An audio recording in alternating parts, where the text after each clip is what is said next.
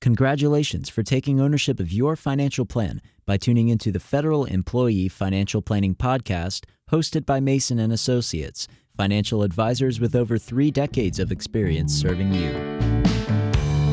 You will rest easy once your plan is done. You will see clearly just how you have won. Gone are the times where you'd hope and pray. It's gonna be a bright,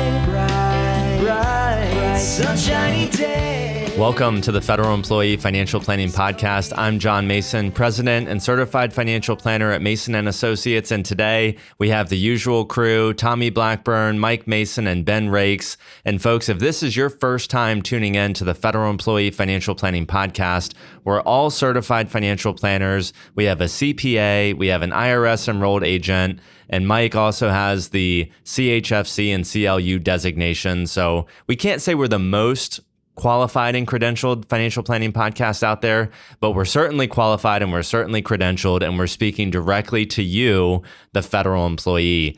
So in this episode, we are recording on May 28th, 2024, and we just finished our strategic planning meeting season.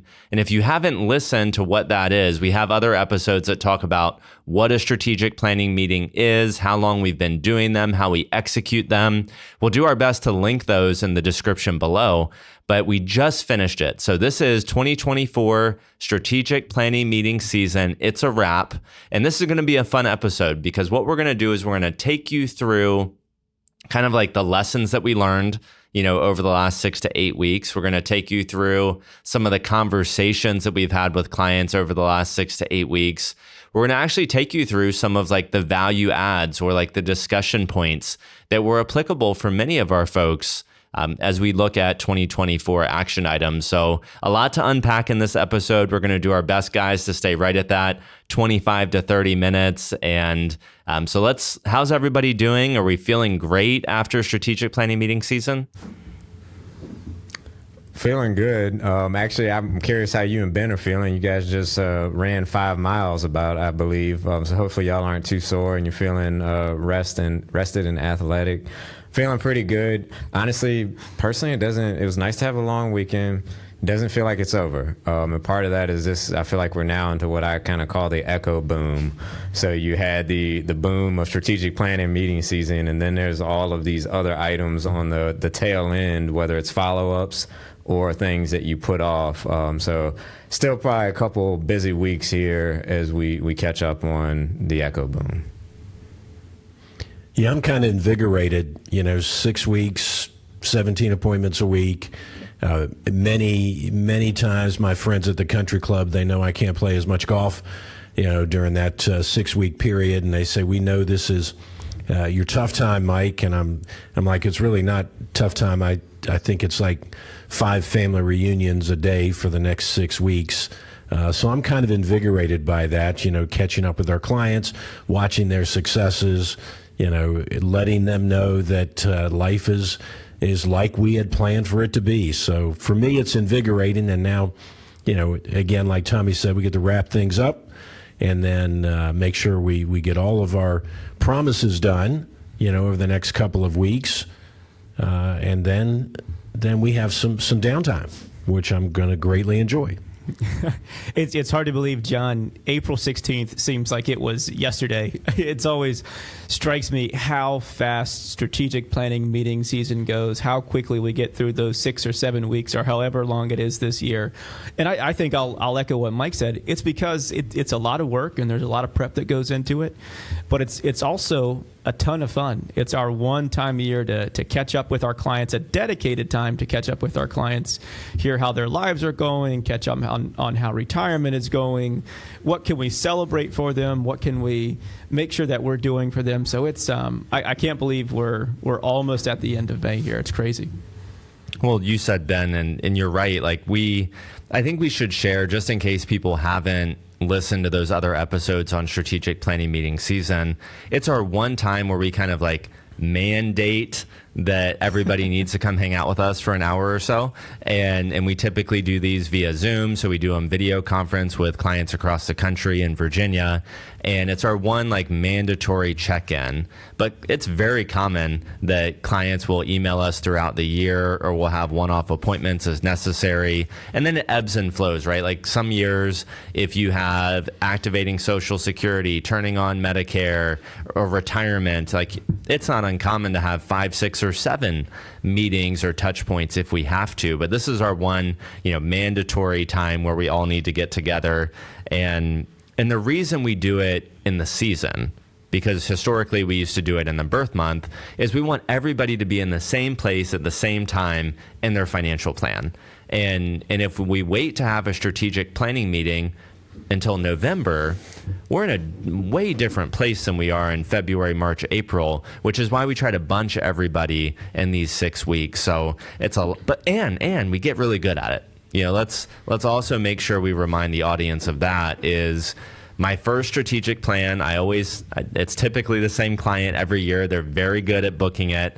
I feel like I do a good job on that one. Weeks 2 and 3, I'm crushing it. Week 6, I've got it down. It's that first one, you've got to shake the jitters out a little bit. It's like the first pitch of a baseball game. But then you get into your groove for 6 weeks, and we're doing a good job crushing it. And Ben, congratulations to you and me for completing the 8K yesterday, the Memorial Day Freedom Run that we sponsored and decided to run in.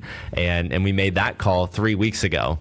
So I got 8 days of training in, official before the race, and we have a lot to celebrate. 1, that we were able to sponsor the event. 2, that we were the only sponsor that actually ran in the event. 3, that we both finished the event, and just connecting with the community was really cool. I want to just say one thing on that race, which I think is directly applicable to this podcast. So not a tangent. Ben kind of like sprinted into the finish line because he's more of an athlete than I am at this point in life. I kind of like limped in a bit. I made it, I finished. And as I was running this race, I had nothing else to do but think about financial planning. And I was thinking about, like, if you wait until you're 60 to do your financial plan, you're going to make it through retirement. It may be a little more painful. You may limp in. You maybe only have Social Security. Like, you'll finish the race. You don't really have a choice but to finish. Like, you will do it. But it's going to be painful, and you're going to limp in. The earlier you can start training, the earlier you can start making those health deposits, the earlier you can start making your TSP contributions and start planning for your future, the more likelihood that you'll be able to finish strong. The more likelihood is that you'll be able to run 5 5-minute miles instead of 5 8-minute miles, right? So we're always looking for things in life that can help directly relate back to financial planning. And this race was one of those for me. It's an interesting analogy. I was just thinking about, John, as you went through it. It's also, if you waited till later in life, almost like training for the race, and now you have to put in a Herculean effort to get your retirement in shape.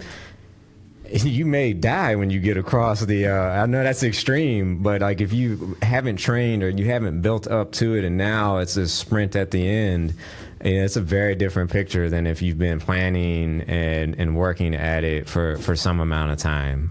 So I think just a little bit more to that analogy. I think it's a good one.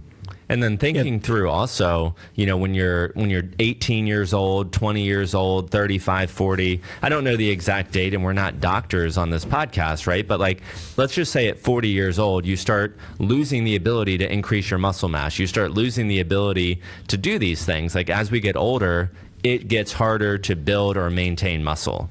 And it's just interesting that in financial planning, time is on your side, and on the health thing, time is on your side. And you want to be so strong at 60 years old so that you can kind of carry that weight and muscle mass throughout your last 3 or 4 decades of life, just like in your financial plan. Yeah, Ken Mason used the analogy many times, and this is not just towards financial planning. I mean, it's a financial planning goal, but Ken would say, try buying that $500,000 house or that $1 million house and doing it over 10 years versus 30. It's a whole lot easier to do it over 30 years. I'll remember the poem that I wrote one time. I don't have it all in my head, but thank you guys for sparking it. So it has something to do with, the changes. And I remember the middle line was start it or stop it or throw them away, which is if it's something bad, stop it. If it's something that's good, start it. And the throw them away is, in reference to cigarettes. So I'll remember that poem, but you get the point. Start it or stop it or throw them away. If it's worth doing, it's worth doing today. So last point, John, and we can get off the 8K. The reason that I was sprinting at the end was because I had passed someone, a mile down the road, and then I'm within 100 yards of the finish line, and I hear everyone at the finish line saying, "Hurry up! He's going to get you." And it was a guy that I had passed 5 minutes ago, and he was all bore, full out sprint, trying to beat me to the end. And the last analogy is, don't let your MRA creep up on you. Don't let age 65 creep up on you. Don't let your retirement creep up on you to where you're looking back and you're going, oh my gosh, what have I done? In order to make it, in order to make my goal, I've got to run until I can't run any faster and I'm going to pass out. You want to have a nice, smooth stride going into the finish. You don't want to be limping. You probably don't necessarily want to be sprinting either. You want to have all your ducks in a row. You want to have a nice, steady, smooth stride into retirement. But I think we've played the 8K analogies to death here, so I'll stop there. Well, not yet, because you were actually, I saw the video. You were in front of me, so I didn't see it live, but you're running like this. You're like, oh, I'm the man. And then you were like, I'm going to lose this race. Yeah. I need to, so I guess, the audience should know, don't celebrate. The planning's never done. The planning's never done. The race is never done. That's why we do these strategic planning meetings every year with our folks, because we have to continue planning. We have to continue running the race. It's not over till it's over. So that's why these meetings are so important. So 2024 SPM season, strategic planning meeting season, it's a wrap. Let's talk about some of the common things that we talked about this year. And I think one of the great ones would be the FinCEN, FinCEN, Financial Crimes Enforcement Network, Beneficial Ownership, the BOI. So Tommy, if you can walk us through what that is, why we were informing clients, and why this is so significant in 2024, where in 2023 it wasn't applicable. So Congress passed a law a year or two ago that went into effect at the beginning of 2024. And Congress kind of just sat back and said, we have all of these business entities that are registered at state levels. So this could be things as simple as a single member LLC, which is most of the time how these businesses are organized. Could be a C Corp, could be any type of business entity registered at the state level. So for us, we're in Virginia, registered with the Virginia State Corporation Commission. They want to know who owns these because they're not registered with the federal government. So they said, under the guise, whether it's true or not, of money laundering, terrorist type things, we want to know who's behind these entities. So they're going to be required to file these reports with us now, just disclosing the beneficial ownership interest in these entities. So if the entity was in the business, your LLC, for example, was in existence before 2024, you have until the end of 2024 to comply with this. And the penalties, as we understand them, are pretty steep if you don't comply, and this stays in effect, and they're able to police it. And it's $500 a day for being out of compliance. It's not that difficult to do. If it's a simple ownership structure, at least you just Google FinCEN boy, and it'll take you right there. BOI.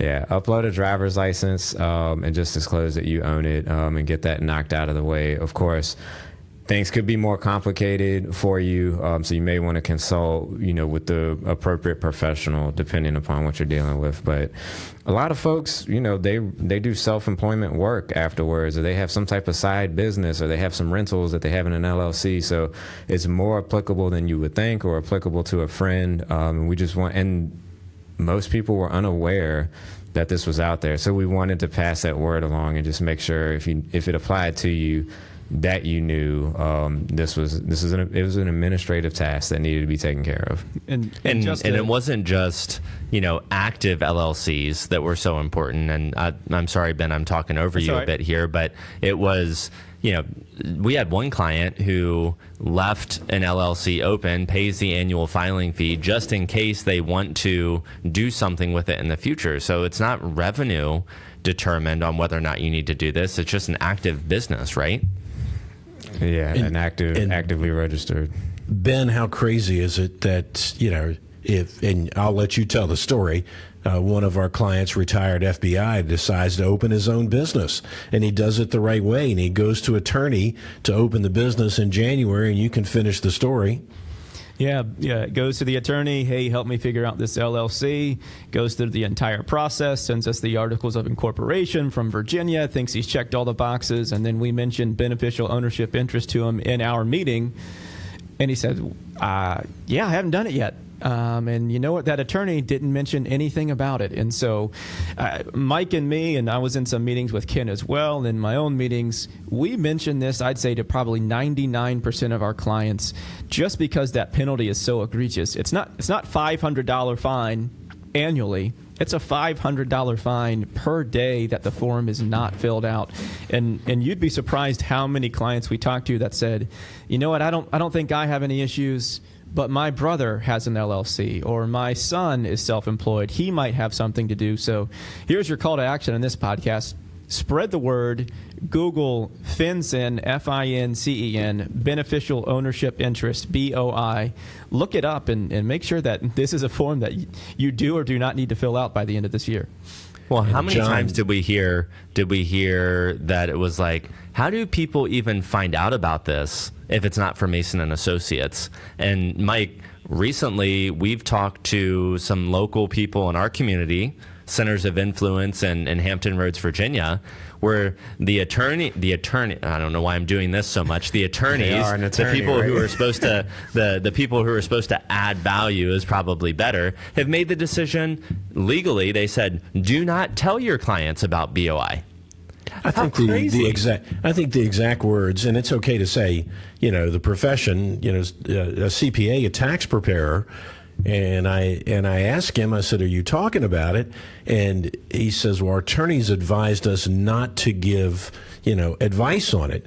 I said, well, not giving advice is different than talking about it. How about you advise them to look into it and make their own decision? But at least let them know it's $500 a day fine if you don't do it. And to your point, and then I won't filibuster, but to your point, we got better as the time went on, because Ben and I didn't just ask, and we did a lot together, Ben. We didn't just ask the question, do you have it? We expanded that question, so maybe we weren't as great with the first two or three, but then we learned to expand that question and say, how about your loved ones? And we ended up sending the link so that they could forward it to their loved ones. And I was going to say, that's a beautiful thing I think that we do is it's almost like Medicare. We don't just say, hey, that Medicare is out there. It's like, hey, here's some references. And if we need to help get a supplement in place, here's Brian Gay of Boomer Insurance of FinCEN. Here's the website. Here's the FAQs. We've gone through it. We can coach you as to what that process looks like. And to Mike's point, maybe we have to be careful about giving advice, but we can certainly make you aware of it and walk you through, this is what that process looks like. And honestly, shame on whoever that CPA professional you are, because I can tell you ones that I've seen, they at least disclose it and say, there is this requirement out there and you need to be aware of it. And for whatever legal, the world we live in, they don't want to give advice, but at least made them aware. So that's concerning that whatever professional was taking that position of just don't even talk about it. Well, I know we're going to talk more about some of the actions from, actions and observations from 2024 season, but this just brings to a point, and it'll be a future podcast episode as well, that it's like you can't wait until you need a financial planner to hire one. You should not wait till your roof is leaking to replace your roof. And like if you pay for a new roof 5 years before that roof is leaking, you didn't waste money, right? You had the peace of mind and you had value 5 years earlier. So this is a classic example of BOI. While maybe you didn't think you needed a financial planner in 2024, but maybe you're going to find out you did need one, and there is going to be value. And just don't wait until there's some like catastrophic event. And I know we have another episode that we're gonna record that's going to talk directly about that too. So the next topic is, this year we also talked about Series I savings bonds, and Series I savings bonds were all the rage. What was it, Tommy, back in 2022 when initial rates were probably 9.5 to 9.6%?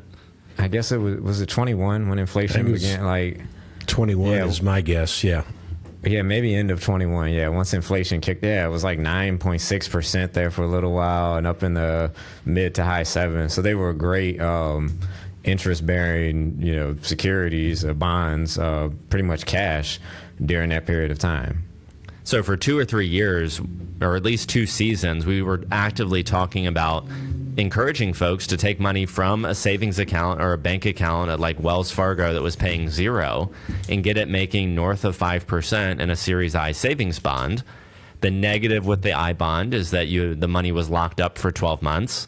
The benefit of the I bond is you made a lot more money. So we did this for 1 or 2 strategic planning meeting seasons. And then what's happened is interest rates have gone up during that time. So we had high inflation, which yielded high I bond rates. And then now all of a sudden we have high interest rates. So bank accounts have gotten more competitive. And don't quote me exactly on this, folks, but essentially Series I bonds and a high yield savings account are earning about the same at this point. So we are not actively recommending I bonds as much as we were 1 or 2 seasons ago.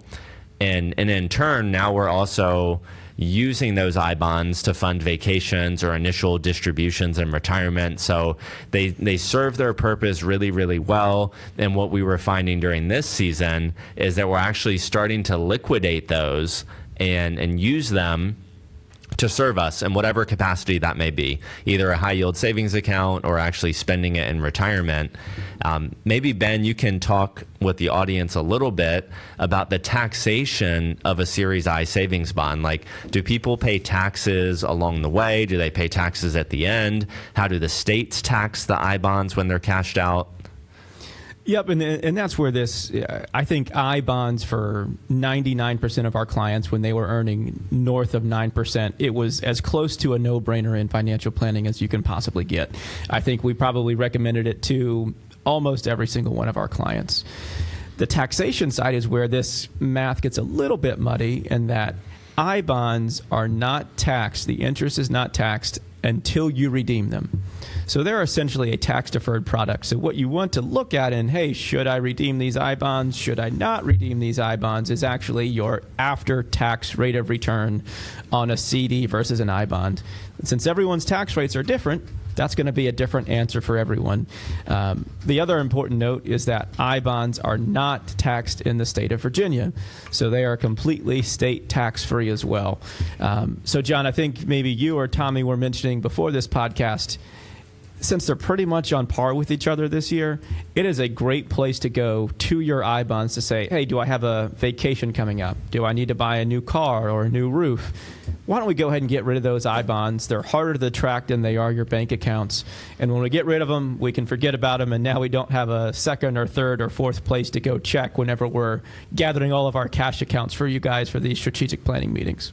Yeah, financial planning minimalism, is like some oversimplifying or simplifying your life.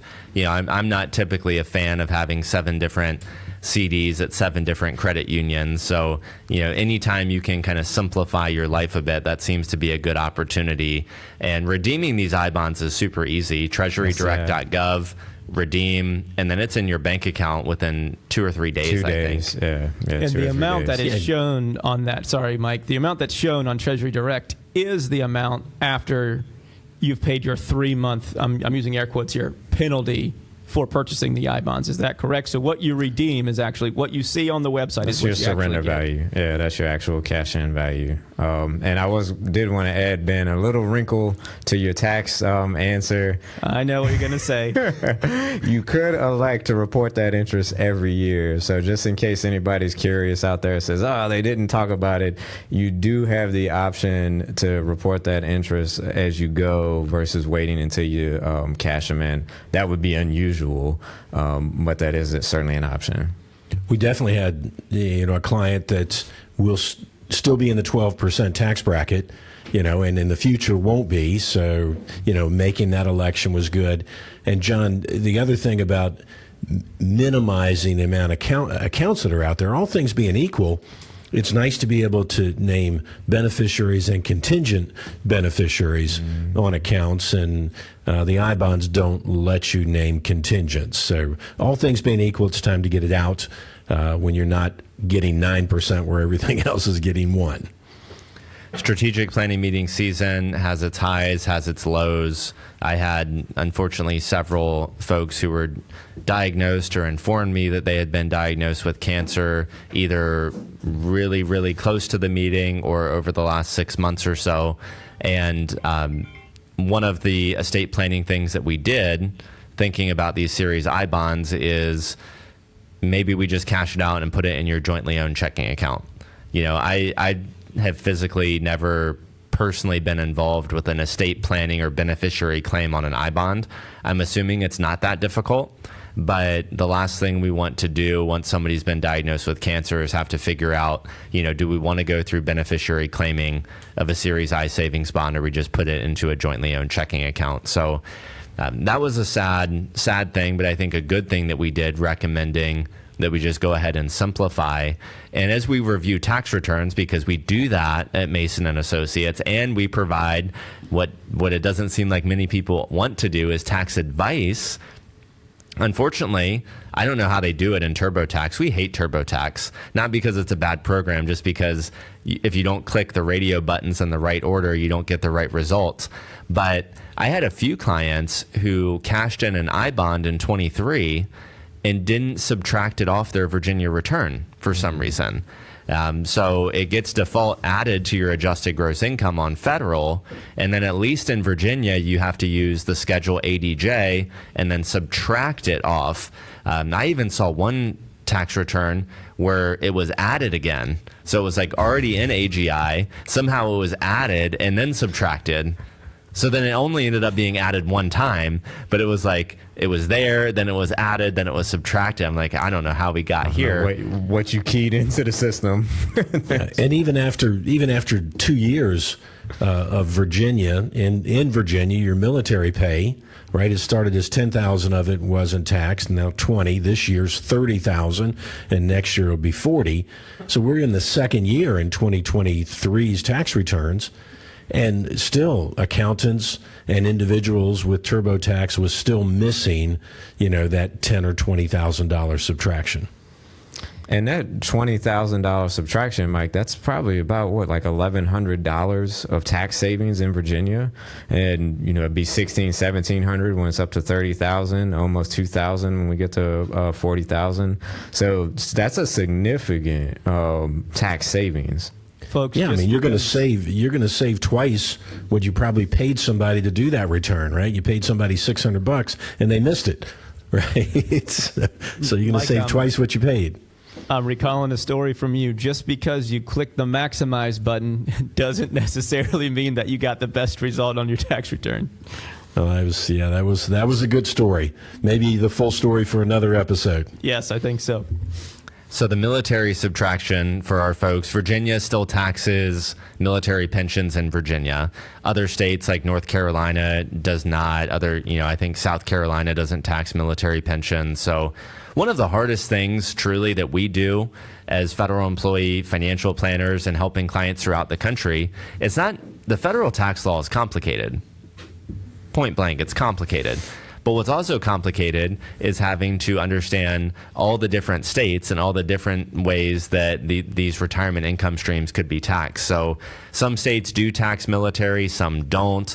Virginia does, but now the subtraction allows us per person to reduce our Virginia taxable income. And in 2024, it's $30,000 per military retirement. And then correct me if I'm wrong, guys, but in 2024, I believe Virginia also removed the age restriction. So it used to be like 55 and older could claim this subtraction. Now it's anybody who's retired. Yeah, and let's remember also that you could be a surviving spouse, with a survivor benefit. You could be dual retirees, both having a military check. You both get that deduction. So it's important. But at the end of the day, and if I change speed a little bit, forgive me. But at the end of the day, that's bunts, in singles. In the baseball analogy, and where the home runs come into play. And John, you had more of these than we did. Is when a client of many years surprises you with what they were surprised with, a diagnosis, and now, having a financial planner in your life, isn't this thought process of, am I getting the value because they take, they earn X% of assets under management? Who are you going to call when life throws you a huge curveball, and now you're wondering, what am I going to do? And I remember as many times as I've had this, a spouse dies, and I can say to the client, you take care of grieving, we're going to take care of everything else. And I've got a package on my desk right now, where death was a blessing. Alzheimer's, early onset. And I've got the package from the federal government right now where I can, the husband, surviving husband, can just grieve and take care of business. And then we have the OPM package, and we're going to complete that, and we're going to do everything we can. So those are home runs, not home runs you want to have, but who else is going to do it? Right? So who else is going to do it at that moment? It's not going to be the CPA that takes, the advice of the attorneys that say, don't tell them about the $500 a day fine. If they can't tell them about that, they're not going to take care of the other business. Well, hopefully our audience is gaining from this podcast episode that we haven't talked about investments at all. And we're not going to talk about investments because investments are just a tool, and having exposure to the market makes sense. And we do that because we want to generate some sort of return.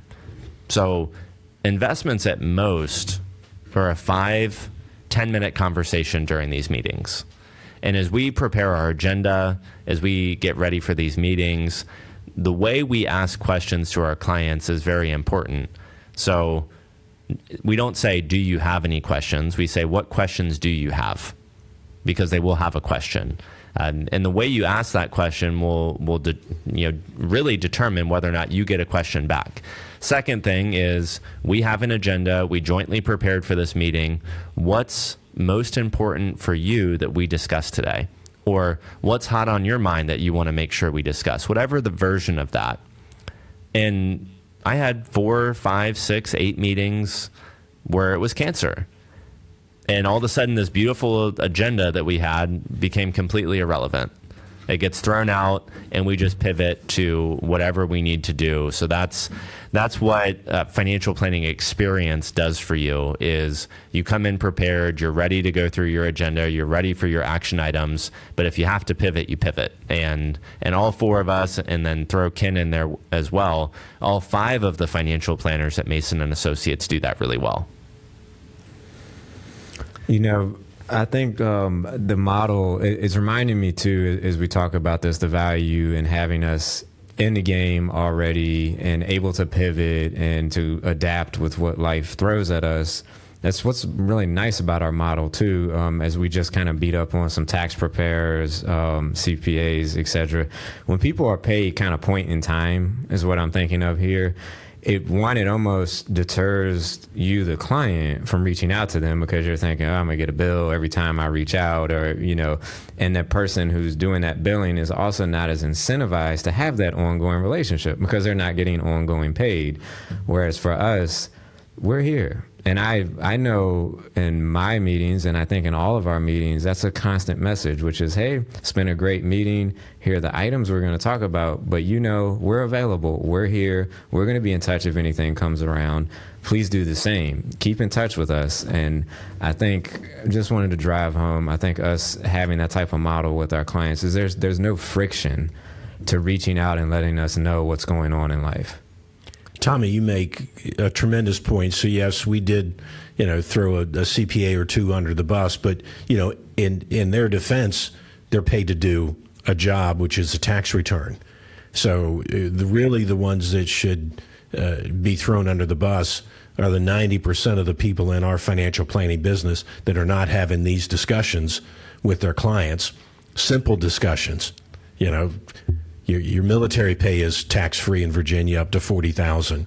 BOI, I've never known anybody that could write a will from the grave, or create a medical power of attorney, while in coma.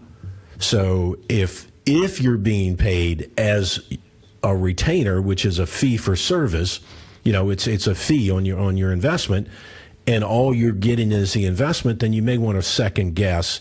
Rethink, I guess, who you're using. Well, we've talked about different financial planning models on this podcast before, and there are the fee-only, people who collect a check every month, basically, for their services. Then there's the fee-only asset under management model, which is more like what we do. But then there's also hourly financial planners too. Certified financial planner, really credentialed, good financial planners who charge hourly. And some of these folks pound their chests like they're holier than thou, or they're the model that makes sense. But to Tommy's point is, whatever their charge is per hour, if that is a roadblock or a speed bump or prohibitive or inhibits the client to actually reaching out in time of need, then that doesn't sound like massive value to me. So all models can work, but it's just understanding those roadblocks and making sure that folks are getting the value. And like we've talked about on this episode or other episodes on our radio show for decades, it's don't pay a traditional financial advisor 1%. Don't pay them anything if all they're doing is providing, a stock model allocation, stock bond allocation in your investments. Like, that's not value. Like, maybe there's some value in the investment management side. Like, there is. Is it 1? Is it 1.5? Is it 2%? Probably not. If you want real financial planning, you need to be searching out all of these things, not just a stock bond allocation. So we're getting close to wrapping up this episode. These meetings, these strategic planning meetings, turned into action meetings, which is one of the main reasons why we love doing them virtual. We helped folks apply for Social Security. We helped folks apply for Medicare. We helped folks claim their Medicare reimbursement. We helped download Social Security statements to update our financial plans. We logged in and rebalanced TSPs and 401ks. We changed withholding at services online or DFAS. Updated beneficiaries when people, started working at a new location. So much can happen from this, but you know what the common denominator is? You can't do it if you don't have a password. And one of the benefits of being at home and on your own laptop is you probably have your password that allows us to help you do all of these things. So strategic planning meetings are not only just forward-looking meetings, they actually turn into action meetings as well. Guys, why don't we wrap up this episode with any final thoughts or action items for our audience? John, you hit all around it, but let me just go ahead and drive it home. COVID, many bad things happened from COVID, but one of the good ones was Zoom meetings, virtual meetings. So the fact that we've got an hour appointment and we've got it done on Zoom. All of our clients were early to the meetings, and we were able to pivot, and all of us did, able to pivot, open up SSA.gov, start Medicare, start Social Security, all the things you guys just talked about. I just want to drive it home. That's because we did Zoom meetings. Clients were in the comfort of their own home, and we had our technology not trying to use it across a conference room table, but in our spots where we have multiple screens on all of our technology right there. So it's not impersonal Zoom. It's very functional. So somebody else can start now, so I don't have to bloviate. I think just one overarching theme that we talked about with our strategic meetings is the one constant in all of these meetings is just change. So John mentioned some clients that had a terrible cancer diagnosis, but we also had clients that retired. We had clients that went back to work. We had clients that maybe started sending kids to school, or kids that had graduate, that had family members or pets die, or they said, I'm going to work 10 more years. And then this meeting, they said, you know what, I've only got a few months left. These meetings are incredibly valuable, dedicated check-ins for us. It doesn't mean that this is, you hold all of your changes into this meeting. We want to hear from you, and we want to hear from you as your life changes. But I just think there's incredible value in these types of meetings, and not just going over investment review, but going over how has your life changed, and please tell me what is top of your list. What should we talk about today? I think it's well said, Ben. That was kind of my takeaway, was we should, just in life, take an inventory periodically and then think about what changes or what actions need to be taken. And many times, perhaps it is just continuing to stick to the plan that we've been following. No changes need to be made this year. But many times as you hear our stories, there are changes, something in life has changed, or something in the plan needs to be adjusted. And you only do this by, one, taking an inventory and then making a decision. And if we decide to stick our heads in the sand, that is a decision. And we should actually, be out looking around and making sure that the current path is the correct path. Well, I want to thank all of our clients, for an awesome strategic planning meeting season. I want to thank our listeners for continuing to support us. Many of those listeners are also clients. So thank you for a wonderful 2024 strategic planning meeting season. If you haven't already hired a financial planner, don't wait until you absolutely need one. Don't wait till your hair's on fire to hire a financial planner. Don't wait till your house is burning down to get that home insurance. You're going to want to do this in advance, and you want to be a part of something that's strategic and forward-looking. So you're running the race. We're doing this. We're all in the race of life, and it doesn't stop at retirement. We keep on going. And what I know in my brief 3 weeks of training for this 8K is that having the right equipment matters. My knees, my shins, my compression socks, I sound like an old man, but like having all of this right gear and having a friend who is doing it with me, Ben, having the right gear, having that motivation, having that accountability partner, all of these got me through the race. And I was able to do that in 9 days. But retirement's a lot harder than running an 8K. It is. And it's a lifetime of good planning, and it's a lifetime of having the right accountability partner. It's a lifetime of having the right equipment, and it's a lifetime of knowing when you need to switch strategies. And that's the value that we can provide at Mason & Associates. So those are my final thoughts. Thank you again to the audience. Thank you to everybody who supports the Federal Employee Financial Planning Podcast, and specifically Mason & Associates. We're a financial planning firm located in Newport News, Virginia. We help clients throughout the country with their federal employee benefits, their tax planning, and their financial planning. If you like this content, we would love to hear from you. Reviews, 5-star ratings, emails to MasonFP, like financial planning, masonfp@masonllc.net. Thank you for being with us on another episode of the Federal Employee Financial Planning Podcast. You will rest easy once your plan is done. You will see clearly just how you have won. The topics discussed on this podcast represent our best understanding of federal benefits and are for informational and educational purposes only, and should not be construed as investment, financial planning, or other professional advice. We encourage you to consult with the Office of Personnel Management and one or more professional advisors before taking any action based on the information presented.